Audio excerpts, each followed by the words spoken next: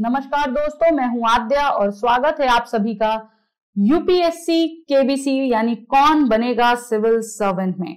तो चलिए देखते हैं क्या हैं आज के प्रश्न और कोशिश करते हैं कि अपनी स्कोर स्ट्रीक को 5 में से 5 रखें। बट हाँ, जो भी स्कोर है उसे घबराना नहीं है क्योंकि निरंतर प्रयास से ही सफलता हासिल होगी। ठीक है, चलिए तो शुरू करते हैं प्रश्नों का खेल। सबसे पहला प्रश्न ये रहा, consider the following statements regarding sixth schedule. Statement 1, it deals with the administration of tribal areas in the states of Assam, Meghalaya, Tripura and Mizoram. Statement 2, the governor is empowered to organize and reorganize the autonomous districts. Which of the following statements given above are correct? A, 1 only, B, 2 only, C, both 1 and 2 या फिर D, neither 1 nor 2। आपका समय शुरू होता है अब।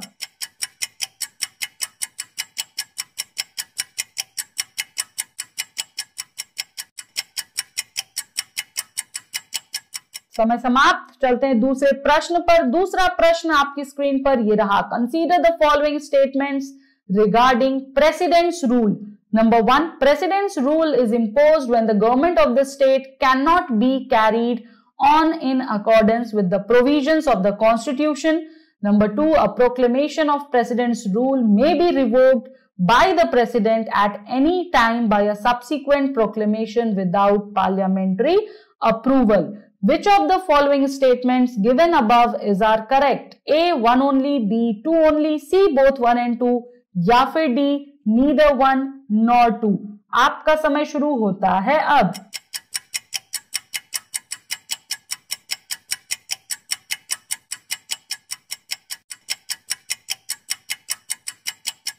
समय समाप्त। चलते हैं तीसरे प्रश्न पर। तीसरा प्रश्न आपकी स्क्रीन पर ये रहा, consider the following statements regarding pardoning powers of president. Number 1, the power of pardon shall be exercised by the president on the advice of council of ministers. Number 2, the president can exercise these powers in all cases where the punishment or sentence is for an offense against any law relating to a matter to which the executive power of the union extends. Which of the following statements given above are correct? A, 1 only, B, 2 only, C, both 1 and 2 या फिर D, neither 1 nor 2। आपका समय शुरू होता है अब।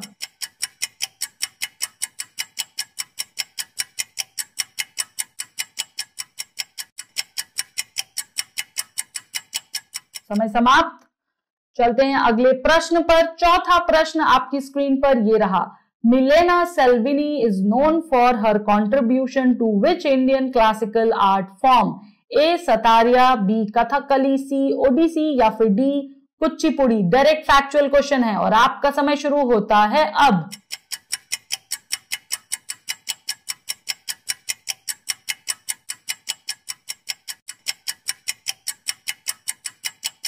समय समाप्त। चलते हैं अगले प्रश्न पर। पांचवा प्रश्न आपकी स्क्रीन पर ये रहा, Which of the following are the tri-service agencies or commands of Indian Armed Forces? Number 1, Andaman and Nicobar Command. Number 2, Strategic Forces Command. Number 3, Defense Cyber Agency या फिर Number 4, Defense Space Agency। Options हैं A, 1 only, B, 1 and 2 only, C, 3 and 4 only या फिर D, 1, 2 and 3 and 4 all। आपका समय शुरू होता है अब।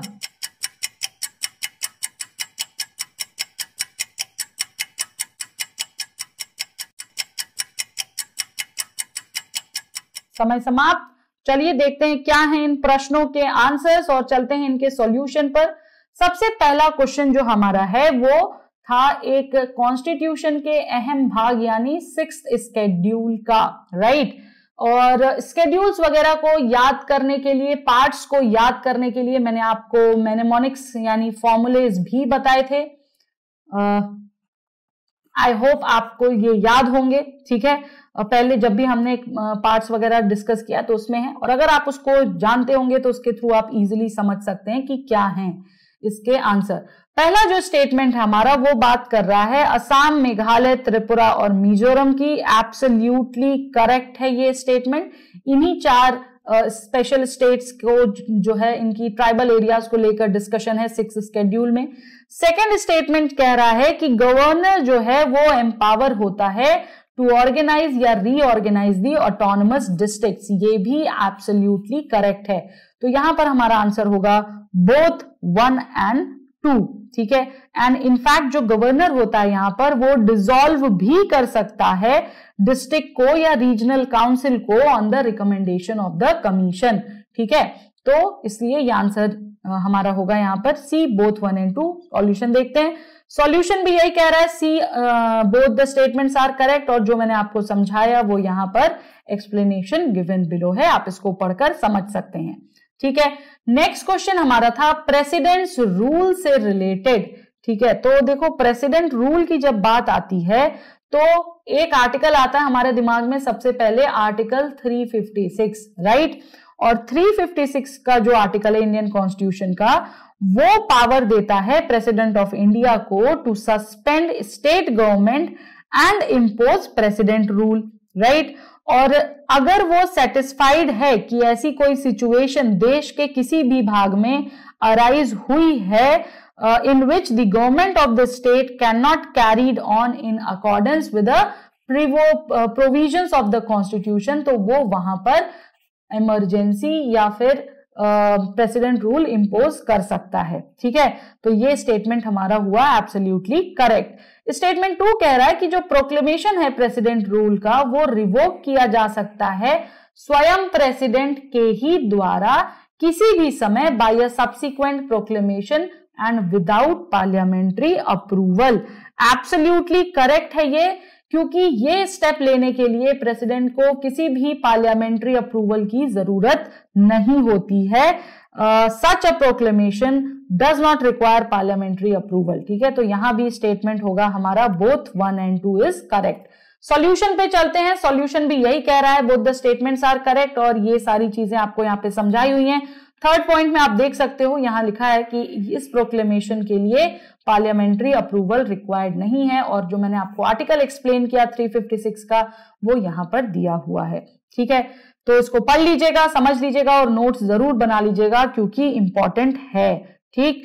तीसरा क्वेश्चन जो है ये है again pardoning powers of president से रिलेटेड। यहां इस क्वेश्चन में चलिए एक और क्वेश्चन मैं आपको दे देती हूं कि आप मुझे जरा आर्टिकल नंबर बताइए इंडियन कॉन्स्टिट्यूशन का जिसमें पार्डनिंग पावर ऑफ प्रेसिडेंट दिया हुआ है प्लस गवर्नर दिया हुआ है। अगर थोड़ा भी आइडिया होगा लक्ष्मीकांत का तो बता लेंगे, फटाफट से सोचिए और बताइए, तब तक हम इसको सॉल्व करते हैं। स्टेटमेंट कह रहा है कि जो पावर है पार्डन की उसे एक्सरसाइज किया जाना चाहिए प्रेसिडेंट के द्वारा on the advice of council of minister. Absolutely correct है। काउंसिल ऑफ मिनिस्टर्स की एडवाइस पर ही प्रेसिडेंट जो है वो इसे एक्सेस करते हैं, एक्सरसाइज करते हैं। ठीक है।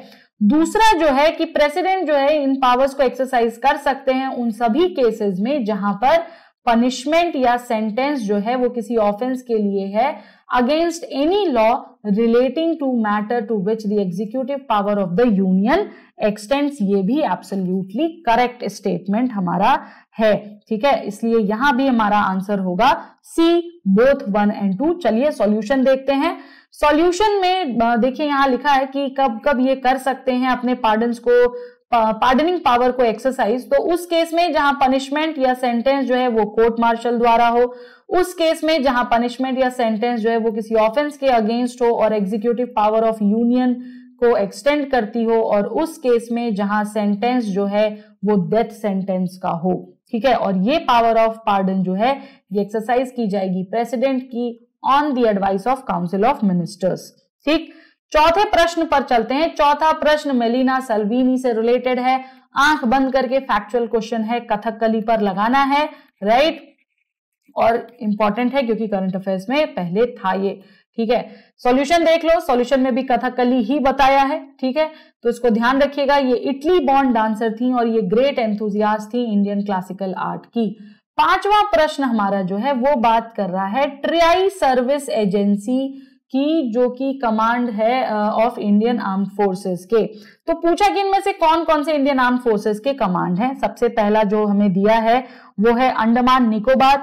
बिल्कुल, अंडमान निकोबार जो है ये कमांड है और ये फर्स्ट ट्राई सर्विस कमांड है, ठीक है। दूसरा जो है आपका स्ट्रैटेजिक फोर्स कमांड के बारे में लिखा है, ये भी है। और ये क्या देखता है, ये ओवरलुक करता है न्यूक्लियर को। ये सब आपको मालूम होना चाहिए, ठीक है। ये न्यूक्लियर कमांड ऑफ इंडिया है, ओके, इसको ध्यान रखिएगा, राइट। और ये भी ट्राई सर्विस कमांड के अंदर आता है। देन हमारा है डिफेंस साइबर एजेंसी, ये भी ट्राई सर्विस के अंदर आता है। और इसके बाद है डिफेंस स्पेस एजेंसी।